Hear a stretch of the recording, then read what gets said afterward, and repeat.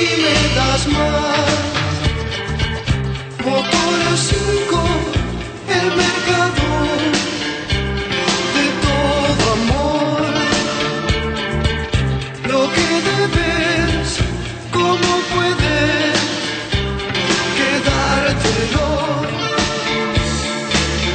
Junto a la hemoglobina me fui, ya no sangro más. De la nada a la gloria me voy, así me das más. Motor 5, el mercador. Muy bien, segundo bloque de 678. Vamos a retomar el programa con otro informe. Tiene que ver en este caso sobre la libertad de expresión. Comparativamente, ¿estamos mejor o peor que antes? Digo, cuando decimos antes es mejor o peor que en la década del 90. Vemos el informe. Falsas verdades instaladas y la pregunta del día. Respecto del candente debate sobre la prensa en Argentina, veamos estos dos ejemplos de la sección de 678 Falsas verdades instaladas, que tienen como protagonistas a Eduardo Duhalde y Ernesto Tenenbaum. 1. A la derecha de Longobardi. No se discute qué es un gobierno progresista y qué no. Para mí, un gobierno progresista básicamente, primero que nada, es un gobierno democrático. Un gobierno democrático es un gobierno que considera que el que opina distinto, cuanto mucho puede estar equivocado, pero en ningún caso piensa que un tipo que porque opina distinto es un hijo de puta, o es un mercenario, o es un ególatra, o es un cómplice de Videla y de la dictadura. Y a mí me parece que realmente yo considero que este es un gobierno muy conservador, y en esas cosas está a la derecha de Macri, está a la derecha de Duhalde, está a la derecha de Menem. Yo personalmente nunca he estado en la Argentina con tanta libertad de expresión. Exacto. Pero, realmente, es así. Se derogó el delito de calumnias e injurias para funcionarios públicos, para periodistas, en noviembre del año pasado, por ley, por iniciativa de este gobierno, que es un reclamo que históricamente hacen los periodistas, ¿no? Hay que decirlo que no hay ningún periodista que está exiliado, ningún medio que está cerrado. No recuerdo un momento de tanta libertad de expresión como ahora. Humillar, amenazar, apretar, tratar de que la familia tenga miedo, que y me parece que este gobierno en esto es más de derecha de cualquier gobierno que los que tuvimos y de cualquiera que podamos tener. Yo creo que acá el problema es que en algún momento nunca se criticó el periodismo, se los está criticando. Los tipos fugan hacia adelante. ¿Quién le pone en peligro a la familia Tenenbaum? ¿Dónde no hay democracia? ¿No es peor cuando en otros gobiernos te llamaban a los periodistas por teléfono y los asustaban? Hernán López Echagüe, ¿qué pensás respecto a los escraches a periodistas? Como a la Nata, Tenenbaum. Le estás contando a una persona que tiene una cuestión personal en el tema. A mí en esa época me dieron un navajazo y aparecí 2 veces en terapia intensiva. Se visitó el ministro Rocauf ahora. ¿Qué te comentó él? Bueno, el ministro Rocauf realizó la visita y se comprometió a investigar hasta las últimas consecuencias de todo esto. Me dieron un navajazo y aparecí 2 veces en terapia intensiva. Hubiese preferido 1000 carteles con mi cara. Yo creo que se exageran. Esto fue en el año 93, el mismo año en el que también hicieron denuncias por amenazas de muerte, en serio, no un bloguero que le escribió a una chica. Bonelli, Magdalena Ruñazú. Cuando uno toma el oficio de informar, quiere decir que está listo para que le corten la cara. Es una cosa que realmente llama la atención. Fue un hecho realmente que no solo el golpe me dolió el corazón, el alma. Por la impotencia que uno siente, porque uno juega con unas cartas y le vienen con otras, ¿no? Y bueno, estos son los gajes del oficio. Así como se agreden a otros sectores de la comunidad, se agredió y se amenazó a los periodistas. Es un gobierno muy conservador. Está a la derecha de Menem. En el mes de noviembre de 1993 fue encontrado muerto en el Riachuelo el periodista Mario Bonino.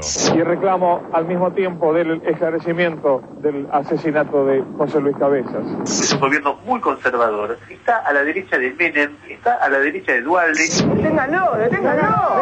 ¡A vos te pago para que me defiendas! ¡El cagones que está dentro! ¡Se abre la puerta! ¡Firmalo! ¡Firmalo! ¡Cagones! ¡Tiro de mierda! ¡Vos también, la concha de tu madre! ¡Prende la cámara! Está a la derecha de Duhalde. Y me parece que este gobierno en esto es más de derecha de cualquier gobierno que los que tuvimos y de cualquiera que podamos tener. ¿Dónde no hay democracia? A Tenenbaum lo criticamos acá en la tele, lo ve. La gente lleva una pancarta y dice no sé qué. Bueno, si eso lo desespera, que se cuide de su desesperación. 2. Duhalde perdió el juicio. Yo jamás respondí a los ataques, siempre fui a la justicia. ¿Y cómo le fue a la justicia? Gané todos los juicios, absolutamente todos. El que escribió el libro Echagüe, López Echagüe, 11 juicios. Tuvo que pagar la editorial y tuvo que pagar él. En los 11 no solo que los ganó, se los ganamos a todos los juicios. Tiene que leer lo que decían la gente que ponía de testigos, los que escribieron los libros. Ni lo conocían, no sabían nada. Decía que era una vergüenza lo que decían, que no tenía nada que ver. Es decir, típico libro de campaña. Porque en definitiva, la que triunfa es la verdad. Yo estoy convencido de ello. Esta sala primera de la excelentísima Cámara de Apelación y Garantías en lo Penal Departamental resuelve confirmar que se declara extinguida la acción penal por prescripción respecto de Hernán López Echagüe, en orden a los delitos de calumnias e injurias. El que escribió el libro Echagüe, 11 juicios. Tuvo que pagar la editorial y tuvo que pagar él. Confirmar que se declara extinguida la acción penal por prescripción respecto de Hernán López Echagüe, en orden a los delitos de calumnias e injurias. En definitiva, la que triunfa es la verdad. Yo estoy convencido de ello. Se declara extinguida la acción penal por prescripción respecto de Hernán López Echagüe. ¿No sería Hernán López Echagüe un invitado interesantísimo para Tenenbaum, Lanata, Castro, Ruiz Guiñazú, Majul y afines?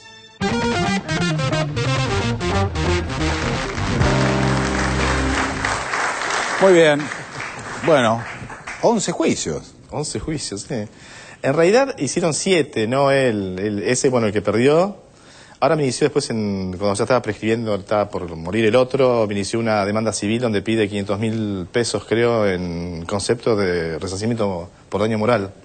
Que yo le hice, yo le expliqué al juez charlando con él, digo, el daño moral no sé quién lo recibió porque después de todo eso él fue al Mercosur, fue presidente por inconveniencia tal vez, no sé cómo decirlo, aquella vieja película, tuvo un montón de funciones, fue senador, qué sé yo. No, a mí me pareció eso de los engaños de Duhalde con eso. A mí lo que me da mucha bronca es que los periodistas nadie le pregunta, nadie me pregunta a mí. ¿Qué pasa? Nadie pregunta al estudio, que mucha gente sabe que son mis abogados, por qué, si es así o no es así. Y los otros juicios fueron uno de Alberto Piotti, que también lo perdió, Orlando Caporal, que era secretario de Gobernación, también lo perdió. Había otro más que también lo perdió. ¿El libro que había dado origen a esos juicios, cuál era? Fue el otro. O sea, que saqué yo ahora la continuidad, lo que hice yo en justamente fue que él dice que nadie se presentó. Dije, como ya había pasado un tiempo legal que me permitía hacerlo, colocar testimonios que se hicieron ante la justicia, frente al juez Caputo Tártara, que tenía la causa, de 4 o 5, había como 10, pero elegí los mejores, 4 o 5 constituyentes del MODIN, del movimiento Aldo Rico en aquel momento, que cuentan cómo el dualdismo le ofreció en el 94 a cada constituyente $1 millón para que voten la cláusula que posibilitaba su reelección. Entre otras cosas, ¿no? Más allá de los $100.000 que gastaba por publicidad por día, que estaban los papeles oficiales que entregué y todas esas cosas. Bueno, de eso él nunca habló. Realmente a mí me parece...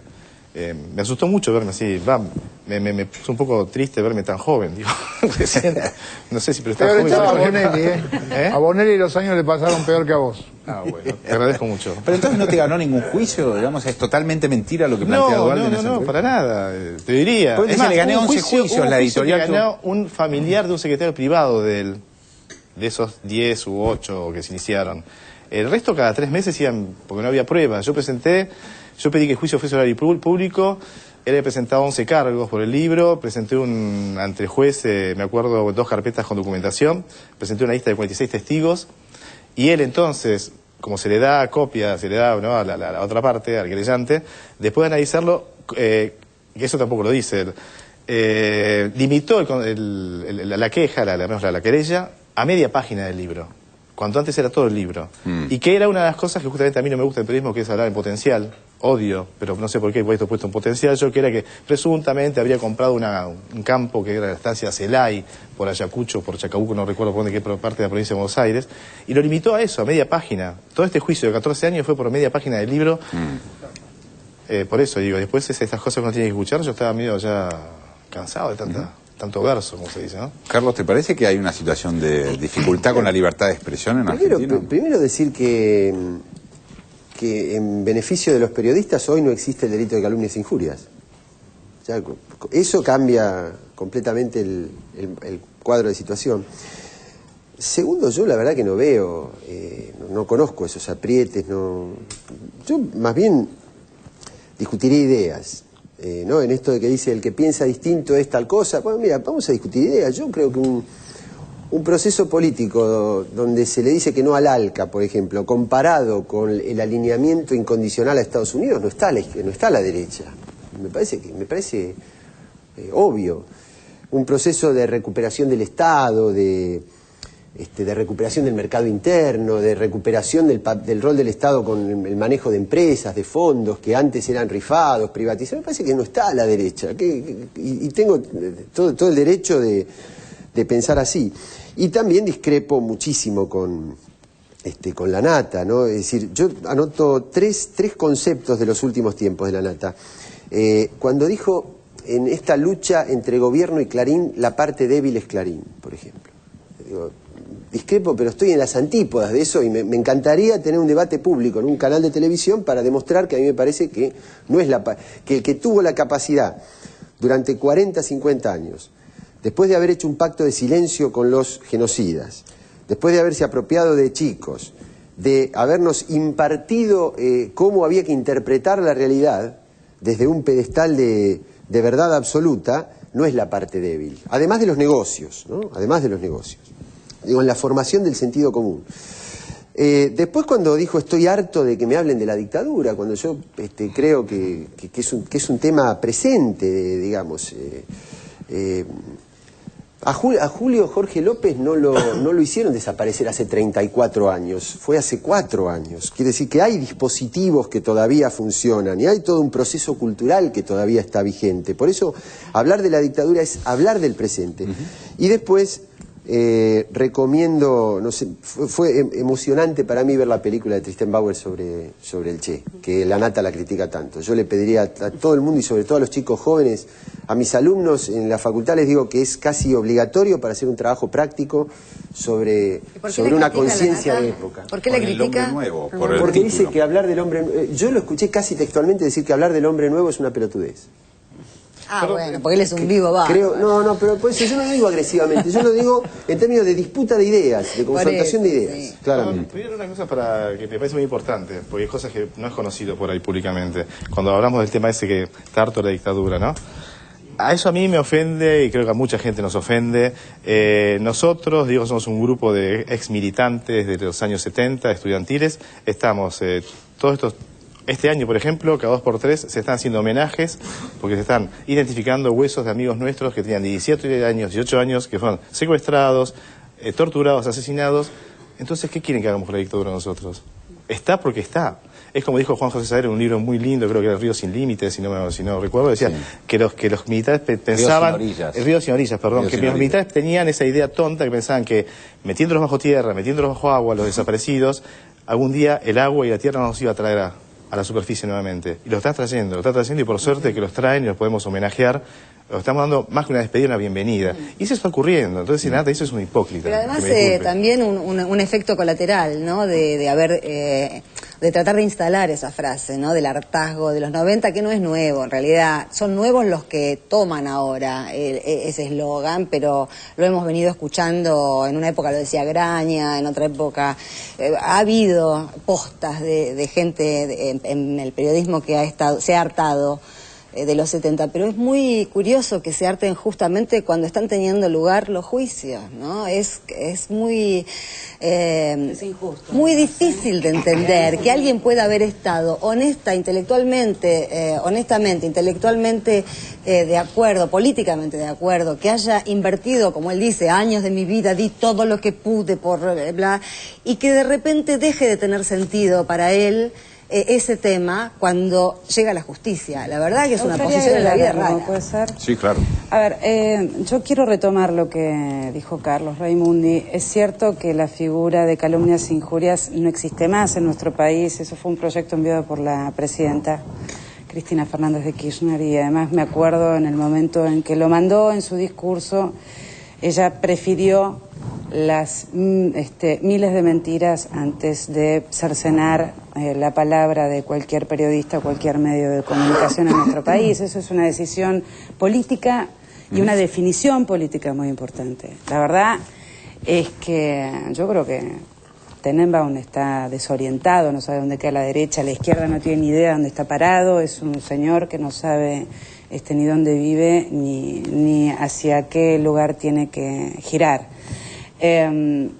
La verdad es que tampoco la presidenta o el expresidente le han iniciado un juicio ni por esta figura que no existe más, que existía durante los 4 años del expresidente que gobernó nuestro país, ni ahora, ni tampoco por daños morales a nadie. Y si hay barbaridades escritas y libros escritos espantosos acerca de Néstor, de Cristina o de algún ministro, de las mentiras que cotidianamente yo leo en los diarios de los ministros del Poder Ejecutivo o de los diputados y diputadas de la Nación, no tienen un solo juicio ningún periodista de este país. Sí, pero... Si eso no es libertad de expresión con la decisión política de la Presidenta de la República, y además nadie puede decir seriamente en este país que no hay libertad de expresión y que no es el momento, desde la recuperación democrática hasta hoy, el momento donde más libertad para expresarse existe en nuestro país. Bueno, tal vez ese sea el problema. Es que ese es el problema, centralmente ese es el problema.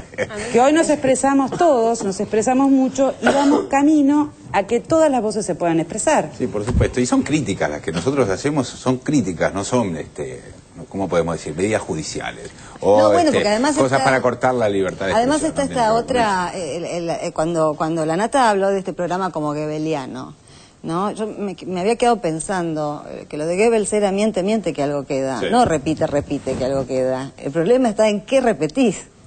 A mí me impresiona la vocación de pitoniza de algunos excompañeros nuestros, ¿no? Que encima dicen que es el peor gobierno de derecha que puede haber. ¿Entendés? Entonces realmente ya es todo muy poco serio. Porque... Sí, hay compañeros también míos, recordate. Sí. Que a mí el problema es de... Yo creo que hay un problema que sería largo hablar, que es un tema interesante, que es que ver... ningún periodista fue inmune a los 90, donde para muchos la noticia pasó a ser un negocio, pasó a ser donde el referente era el éxito, el referente era firmar una nota, el ganarse una tapa, lo hemos vivido con Ernesto, yo recuerdo haber levantado 1000 veces el teléfono, porque estábamos, ¿te acordás? La sala, todos apretados. Sí, era Oscar Camilión, era ministro en ese momento. Sí, quiero hablar con esto. Ministro de Defensa, bueno, ministro de entonces, hola Oscarcito, nos vemos mañana para desayunar. Y yo pensé, ¿te dejas una nota? No, pasa, yo lo veo siempre. ¿Cuándo una persona tiene que ir siempre a una fuente? ¿Por qué? ¿Con qué motivo? Digo, ¿cuál es esa relación que existe con...? Yo creo que a veces, de tanto frecuentar el poder político, muchos periodistas sufren el espejismo de pertenecer a ese poder y comienzan a obtener cierto lucro, pasan a ser ciertos... cada uno de ellos ahora, si vemos, no lo digo con maldad, tiene sus productoras, ya no viven a intemperie como un periodista. Pasaron a ganar de repente $10.000 de aquí, 15.000 de allá, donde ir con la libretita, ir a trabajar, esa bohemia que existía, ¿viste? Eso de sacar el trasero de la butaca, ir a trabajar, ir a ver a la gente, no. Ya, eso lo han perdido infelizmente digo, porque para mí eran en ese momento personas con mucho potencial. Mucho potencial, exactamente. A ver, Barra. En los últimos, leía hace poco, en los últimos 4 años en México fueron asesinados 22 periodistas. Y bueno, pensaba con esto del miedo y esta sensación de tanta inseguridad y de insoportabilidad de vivir acá de nuestros periodistas, por lo menos de estos periodistas. Y bueno, y acá pueden vivir tranquilos. En México cada 2 meses están matando a un periodista. O sea, bueno, que se queden acá. Acá a lo mejor lo que no pueden es dormir tranquilos. Y por eso se desorientan. Pero si logran dormir tranquilos, creo que les va a ir bien. Hay una palabra que me gustaría, sí, claro. No sé si para el debate te lo digo, ¿qué es esto? La palabra libertad, el concepto libertad de prensa. Me parece que hay una contradicción. Porque si hay libertad de prensa, ¿qué necesidad tenemos de la ley de medios y de atacar críticamente a la hegemonía mediática? Estamos casi regodeándonos. Nosotros podemos hablar, nosotros pueden hablar, todo. Entonces, ¿para qué vamos a cambiar nada? Estamos desorientando a la sociedad. Hay que ser más precisos. No hay libertad de prensa, porque la libertad de prensa se la consumió un solo poder y la tiene ahí hegemónicamente. Hay pequeños baldíos, pequeñas intrusiones donde hay libertad de prensa. Creo que es un concepto que deberíamos replantearnos más intelectualmente. No tengo los conocimientos para hacerlo, pero planteo la duda. Muy bien, vamos a cambiar de tema. Nos vamos a Francia, che, que es una paquetería, aunque en este momento Francia está convertido en una hoguera. Ustedes saben, hay un proyecto del gobierno francés de pasar la edad jubilatoria de 60 a 65 años. Esto llevó, obviamente, a una situación de paro general. Hoy estuvo paralizada totalmente Francia. 62. ¿No? ¿Cómo, perdón? A 62. De 60 a 62. De 60 a 62, ok. Ramón Chao, que es periodista y padre de Manu Chao, estuvo hablando sobre este tema. Lo escuchamos. Gravísima situación en Francia, reafirma rumbo en Argentina. Estamos hablando del periodista Ramón Chao, del diario Le Monde Diplomatique. Ramón, ¿cómo le va? Buen día. Buen día. Hola, buen día. ¿Qué tal? ¿Se puede decir buen día? Depende de qué lado se mire, ¿eh? Es decir, que del lado de los manifestantes y de los que no estamos de acuerdo con estas modificaciones arbitrarias que está preparando el gobierno, es un buen día. Para la derecha no.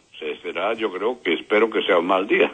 Si el gobierno diera marcha atrás en esto de prorrogar la edad de la jubilación, ¿de qué otra manera se podría solucionar la falta de fondos a futuro? Porque dicen que esto está complicando la situación de la recaudación. Cada vez gente más mayor, cada vez menos jóvenes que aportan al sistema. Retirando lo que llaman el escudo fiscal.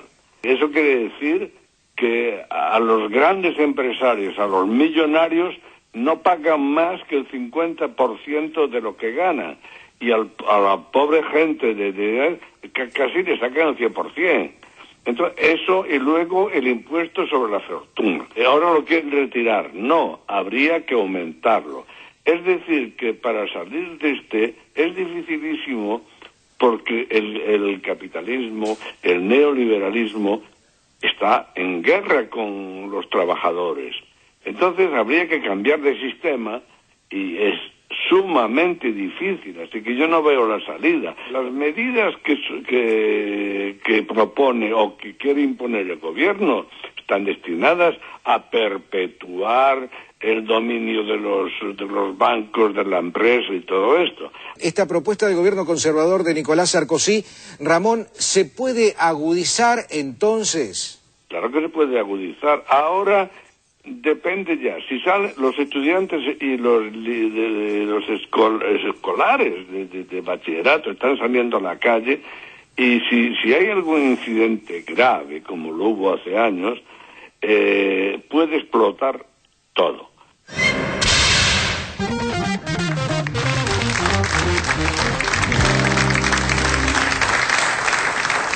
A ver, interesante lo que dijo. Casi, yo lo sentí como fuerte, como que si efectivamente va a seguir creciendo la situación así en esta... Porque no se ve ninguna alternativa, ¿no? Claro, porque además cierto, uno puede ver, sin observando lo que ha pasado en España con lo que está pasando en Francia, cómo el neoliberalismo en Europa ha licuado todas las ideologías. Da lo mismo si un gobierno es conservador como el de Sarkozy o si es socialista como el de Zapatero, porque cualquier ideología, cualquier inclinación partidaria está completamente atenazada. En realidad lo que se está viviendo en Europa es lo que vivimos nosotros acá con la alternancia del bipartidismo, que daba lo mismo si eran peronistas o radicales, porque total las políticas económicas eran iguales. Ahora, Francia es el único país que tiene ese tope de edad jubilatoria respecto al resto de los países de Europa. Es un país que además bajó la edad jubilatoria hace 5 años. Quiero decir, es una reforma que habían puesto hace poco tiempo. No es la historia previsional de Francia, es que la gente se jubila a los 60 años, sino que es una reforma que se bajó hace 5 años, evidentemente con una realidad política y económica que tenía el país en ese momento, etcétera, etcétera, se toma esa decisión. Lo que estoy viendo es, no sé si es estrictamente un problema ideológico el que está regulando este conflicto particular de Francia, sino a lo mejor es un problema, digamos, de carácter previsional. No, yo creo que es un problema netamente ideológico, pero netamente ideológico, hoy por ejemplo salió un comunicado del Fondo Monetario Internacional refiriéndose a esta región, y lo que dicen es que la región va a seguir creciendo, pero que temen el sobrecalentamiento de la economía y se lanzan directamente a criticar el mercado, el aumento del consumo interno. Es decir, la receta sigue siendo la misma, eso es ideología. Lo que pasa es que nos lo han querido vender desde hace 20 años como un pensamiento técnico-económico, pero no es técnico-económico, es un pensamiento de derecha neoliberal. O sea, que lo que fue un avance ahora se tiene que retroceder. Claro, yo les pregunto a los que saben de política, tal vez a los que son políticos, si en Francia no hay como una contradicción también. Un país que de algún modo apoyó las reformas contra la inmigración de tipo fascistoide, discriminatorio, apoyó la reducción votando a quienes votaron, y de pronto ahora se vuelven de izquierda y pelean contra eso mismo que votaron. Las sociedades también tienen que tener su propia introspección sobre por dónde se conducen. Sí, y acá también. En este país también la sociedad tiene que tener una visión más introspectiva. A mí lo que me impresiona es que mientras el mundo debate sobre el quiebre de los sistemas previsionales, en la Argentina algunos aventureros intentan llevarnos al quiebre del Estado con el 82% móvil, digamos. Es casi, es tan loco, es tan, tan loco, ¿no? Que mientras salen millones de personas en Francia durante días, casi una semana, donde todo está por explotar y a punto de explotar, en este país hay aventureros y gente muy simpática que con intenciones clarísimas de desestabilizar y de quebrar el Estado, y además con el claro objetivo de quebrar el sistema previsional en la Argentina para volver a privatizarlo, para volver a subir la edad jubilatoria. Eso es absolutamente claro, por lo menos esta es mi visión. Y me parece tan loco que mientras el mundo estalla, el sistema previsional en el mundo se discute y estalla, en este país tengamos que discutir sobre esto. No, lo que pasa es que yo creo que en las economías centrales siguieron un proceso de acumulación de riqueza artificial, es decir, exclusivamente financiero, ¿no? Por todos esos productos derivados que se iban autofinanciando a sí mismos, con independencia del crecimiento o no del sistema productivo. Entonces, esa burbuja artificial en un momento estalla. Por eso en un momento de euforia aprueban bajar la edad de jubilación y cuando la burbuja estalla la tienen que volver a subir. América Latina está en mejores condiciones porque ya vivió esa situación y porque no viene de la euforia, sino que viene de la crisis. Y está tratando de salir. Por eso yo cuando la escuchaba a Juliana recién, decía, yo creo que hay que valorar con responsabilidad la tendencia que hay en este momento. Es decir, no plantear cosas demagógicas, maximalistas, sino plantear una tendencia. Y valorar y apoyar una tendencia. Y lo asocio con la cuestión de los periodistas del bloque anterior. Porque ustedes fíjense que cómo se junta, ¿no? Yo nunca hubiera pensado hasta un par de años atrás, un año atrás, que Macri podía elogiar a la Nata. Y hoy lo elogia. Habla de periodistas de prestigio, entonces elogia periodistas que uno nunca podía haber asociado con esa idea política. Y así como uno los ve decir que el gobierno está a la derecha y que es lo peor que hay, y qué sé yo, y que no hay libertad, no los ve defender con fuerza un proyecto como el de la ley de servicios financieros, por ejemplo, que reemplace a la de entidades financieras. ¿Pero por qué? Si uno tiene la ley de entidades financieras, el sujeto es la entidad. Si uno tiene una ley de servicios financieros, el sujeto es el usuario, es la persona. Que apoyen con fuerza la ley de distribución de una parte mínima de las ganancias de las grandes empresas. No las apoyan. Ahora, el problema, yo creo que es más grave para las empresas todavía que el porcentaje de ganancias que tienen que repartir. El problema grave es que tienen que abrir los libros. Y cuando abren los libros, las grandes cerealeras que acusaron 0 de ganancia tienen que decir cuánto ganaron. O la ley de pueblos originarios. ¿Qué quiero decir con esto? ¿Qué es lo que valoro de esta tendencia? Que se están incorporando sujetos nuevos. Porque si un trabajador hoy puede mirar el libro de una empresa, es un sujeto y no un instrumento. Si un usuario puede decir, quiero que acá hay una ley que obliga que acá haya un banco donde no había nada, se convierte en un sujeto. Y este es el espacio que ni estos periodistas, ni estos dirigentes políticos están decididos a perder. Pero hay una cosita rápida, muy rápida, disculpame, quería marcar que tiene que ver con el periodismo y tiene que ver con el informe. Que me llamó mucho la atención algo que dijo el padre de Manu Chao, que es Pedro Chao, Ramón. Ramón, él nombró una palabra que no podría ser otra manera. La nombra alguien aquí, esa palabra, pero te miran como loco. Capitalismo. Dijo, el capitalismo está contra... Cuando uno habla de capitalismo, ¿por qué no habla las cosas con su nombre? Si le dice un extranjero, todo bien. Quiero ver qué dicen esos periodistas que hablábamos antes cuando uno le dice, porque el capitalismo es esto, porque la estructura pasa esto. Es antigüedad, no hablamos más de capitalismo. Pero él lo dice él y los periodistas... Capitalismo, porque lo dice con un acento raro y porque es el padre de Manu Chao. Ahora si lo dice Barragán, lo digo yo, van a decir, ustedes se quedaron no sé en qué año. Anclados en el... A vos en el mejor de los casos te dicen algo, si no te pegan. Carlos, te despedimos porque te está yendo. Voy a Santa Rosa, tengo que salir en un colectivo 22:50. Perfecto, bueno, mucha suerte y muchas gracias por haber venido. Nosotros nos vamos a un corte y en un ratito volvemos, dale. Es que tu cariño conmigo compartiste, ya no estoy triste.